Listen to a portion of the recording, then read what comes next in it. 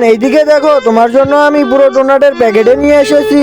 আরে বাহ ডোনাট, বাবা এই ডোনাট গুলো আমি একটা একটা করে আমার বন্ধুদেরকেও দিয়ে দে। ঠিক আছে রোহান, দিয়ে দাও। ঠিক আছে বাবা, এই নাও ভাই, এই নাও ভাই, তুমিও নাও, এই নাও বোন, তুমিও নাও। থ্যাংক ইউ ভাইয়া। বাবা ডোনাট দুইটাই আছে। ঠিক আছে রোহান, তুমি একটা ডোনাট খেও আর তোমার ভাই রাজুকে একটা দিয়ে দিও। ঠিক আছে বাবা।